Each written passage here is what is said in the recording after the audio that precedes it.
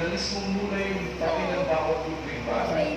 Dadalhin ng Diyos ang bawat gawa sa kahabulan, maging ito'y mabuti na gawa o maging ito'y masama na gawa. Dadalhin niya yun sa kahabulan. O ba't niya dadalhin sa kahabulan? Eh kung pagkakalaman sa masama, kasi masama na rin, masama. Pero na lang. O kaya, mabuti na ba? Mabuti. Okay, mas. Pero na lang.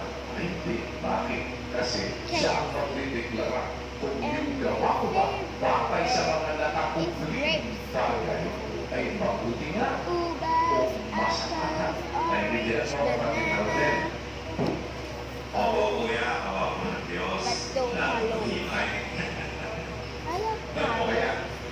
Kaya mahalaga na maintindihan natin mga kapatid sa ating programa nandoon lagi yung ginagawa mula sa puso. Kasi dapat yun ang nagtatakbo palagi.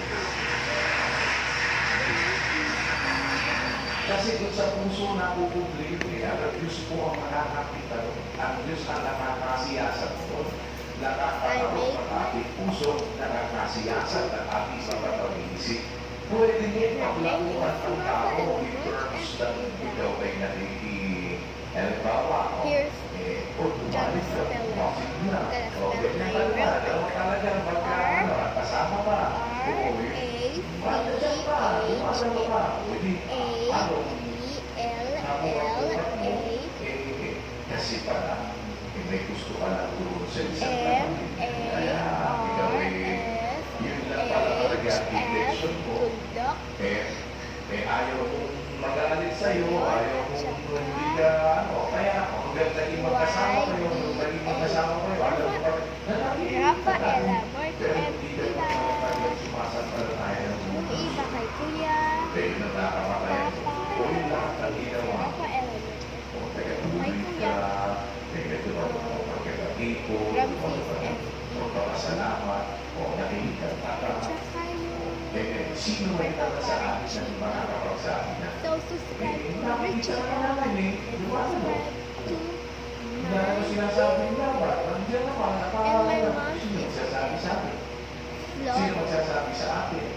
Sasabihin mo, Brad, nakikita ko sa puso mo. Iba ka. Di ba? Guys, Hindi natin pwede sabihin po yun, mga kapatid. O kaya may mga bagay na talagang food and dapat color makita and natin all ang I said. kahalagahan My favorite ng restaurant ating is pag-iikot hindi sa langit kung hindi favorite pinalawa color is mula sa puso and white and sky blue. check natin ngayon yun palagi para pag-submit tayo. So guys, Or pag dumating na yung panahon ng paghapon, birthday ko, kapatid na rin, pagdating na panahon ng paghapon, ano yan? Pasado yan. Bakit? Kasi I'm gonna go to the nakikita naman yun ng Diyos, nakikita naman ng Diyos yun at alam naman ng Diyos yun eh. Kaya siya ang makakapagsabi doon. Pagdating ng judgment, So guys, papasa tayo. Dahil ang tao nananampalataya ng puso sa ikat.